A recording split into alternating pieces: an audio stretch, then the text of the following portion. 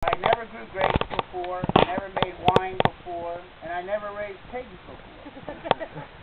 Steep learning curve. It was sink or swim. It was like I learned how to swim by just diving into the swimming pool. Our intention was only to be growers originally, but things evolved and economic necessity demanded that we turn the grapes into wine. And thank goodness, because 60 Minutes had just come out with the virtues of red wine. Oregon was beginning to shed some of its negative problems. Bless you. Do you have allergies? Yes. Allergies here. Your allergies, I think, will get to some of you. I don't know what it is, the grass seed pollen or something, but you distracted me. Now, where was I? So in 1991, we turned the pig barn into a winery and started making wine from the grapes. I worked for Dick Ponzi for 4 years, my mentor, a very good teacher, very just a soulful winemaker, and I learned quite a bit from him.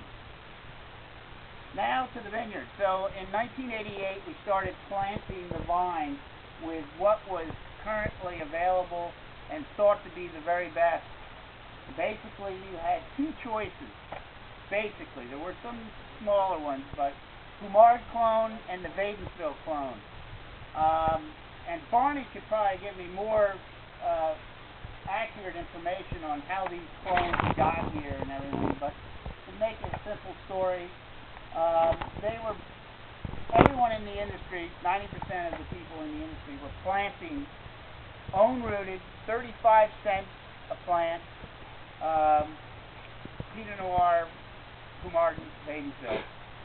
Our original 5 acres, which we'll go up to in a minute, was 60% Poumard and 40% Wadensville. Poumard was more popular than the Wadensville.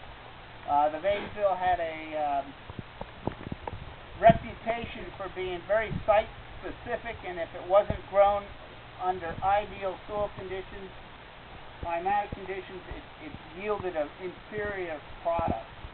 I personally love Wadensville, and it is one of my favorite clones, but a blending of them. So we planted, at the time, foot by a meter.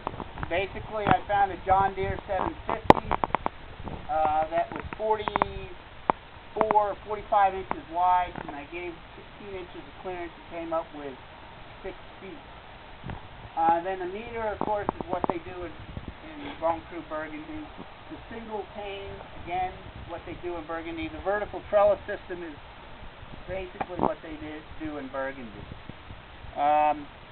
There was, in Oregon at that time, there was a lot of, what is this bending over called? Art cane or, yeah, is that what it's called, Barney? They used to double cane. They used to be 9-foot rows, basically, by 5-foot plants, and they would double cane these, arch them up, and get as much tonnage as the vintage would allow. When I first started, there was not much, there was some, but not as what it is today, the viticulture that you see. The fruit thinning, the leaf pulling, the suckering, the thinning, the shoot positioning.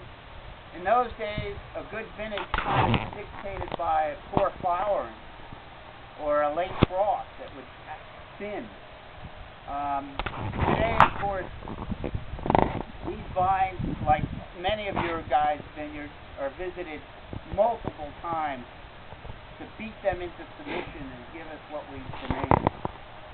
Basically, here we roughly demand 2 pounds of fruit per plant.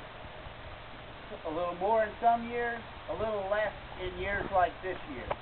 This year, we believe we're a little behind, climatically looking forward into the crystal ball, and who knows, but they're predicting a cool, relatively wet summer. Therefore, we're going to guess. And so we're going to crop down to about 6 bunches per plant. On average year, we'll get a cluster will weigh, what, 110 grams or so.